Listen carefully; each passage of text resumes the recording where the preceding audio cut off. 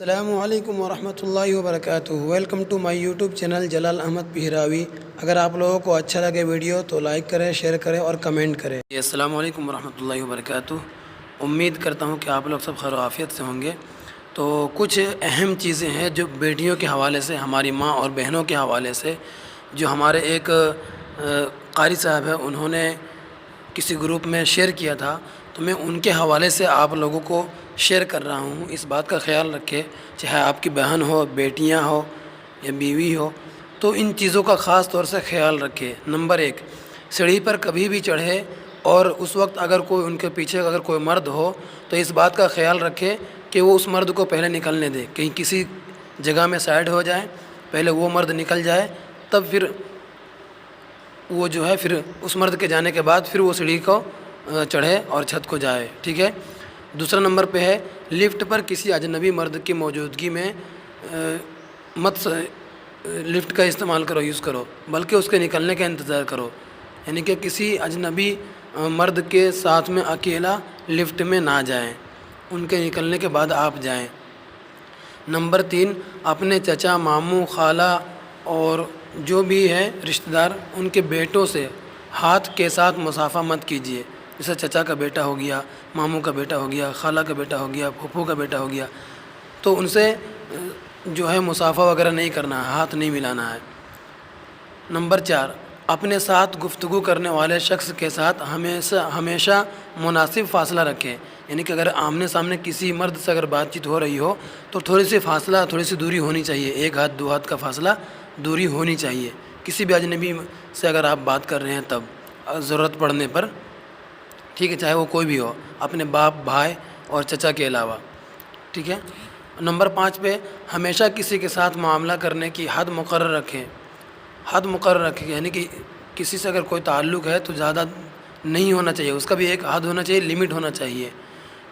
چاہے وہ کتنا ہی قریبی ہو، ٹھیک ہے، کیونکہ اپنے یہاں پہ وقار کا اور عزت کا خیال رکھنا بہت ضروری ہے۔ نمبر 6، سڑک پر اپنے دوستوں کے ساتھ مذاق نہ کریں اور سڑک کے آداب کا خیال رکھیں۔ بہت ساری ہماری بہنیں ایسی ہوتی ہیں جو مطلب اپنے دوستوں کے ساتھ یا سہیلیوں کے ساتھ جو جاتی ہیں تو بہت زور زور سے بولتے ہوئے یا مستی مذاق کرتے ہوئے جاتی ہے، تو یہ چیز اپنے بیٹیوں کو نہیں کرنے کے لیے بولنا سکھانا ہے کہ ایسا نہیں کیا جاتا ہے۔ نمبر 7 پہ آتے ہیں، جب کوئی ملنے آئے تو اسے توجہ دو، یعنی کہ اس کا احترام کس طرح سے کرنا چاہیے تو وہ آپ کو بھی دھیان رکھنا ہوگا، اپنے بچوں کو بھی بتانا پڑے گا۔ بڑے کے احترام میں کھڑے ہو جاؤ، اور تھکے ہوئے لوگ جو بوڑھے ہوتے ہیں تو ان کو بیٹھنے کے لیے کرسی، چیئر وغیرہ جو بھی مناسب چیز ہو تو بیٹھنے کے جو چیزیں ہوتی ہیں وہ دینے کے لیے سکھائیے بچی کو، اپنی بچی کو خاص طور سے۔ نمبر 8، گلی محلہ کے کسی بھی مرد، کوئی بھی ہو وہ اجنبی، باپ کے سوا سب لوگ جو ہوتے ہیں وہ اجنبی ہوتے ہیں، تو اس لیے ان سے بلا ضرورت بات نہیں کرنی چاہیے، کیونکہ نہ جانے ان کے دل میں، ان کے ذہن میں کیسی خیالات چل رہے ہیں اور کیا سوچ چل رہا ہے، چاہے وہ رشتہ دار کیوں نہیں ہو، باپ کے علاوہ سب سے کیا ہے، پردہ کرنا چاہیے۔ نمبر 9، جب آپ زمین سے کوئی چیز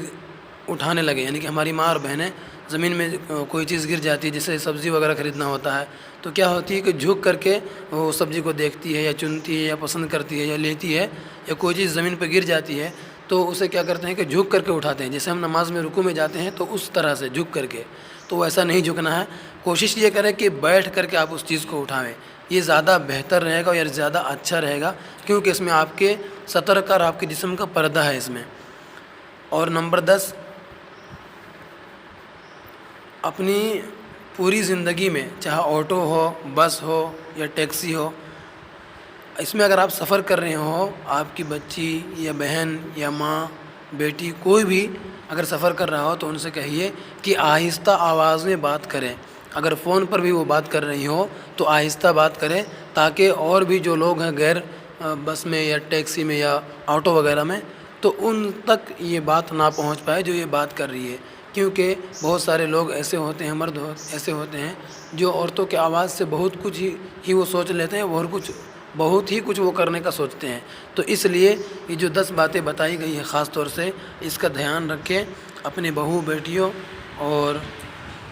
گھر کے جتنے بھی مہیلائیں ہیں، عورتیں ہیں، ان تک یہ بات کو پہنچائیے تاکہ ان کو بھی سیکھنے کو ملے ہمارا اسلام کیا ہے، ہمارا اسلام کیا سکھاتا ہے، ہمیں پردہ کس طرح سے رہنا ہے۔ عورت کا جو ہے آواز بھی ہے، لباس بھی ہے، چہرہ بھی ہے، بدن بھی ہے، سب کچھ پردہ ہے، عورت کا نام ہی پردہ ہے، تو عورت کا ہر ایک چیز پردہ ہونا چاہیے۔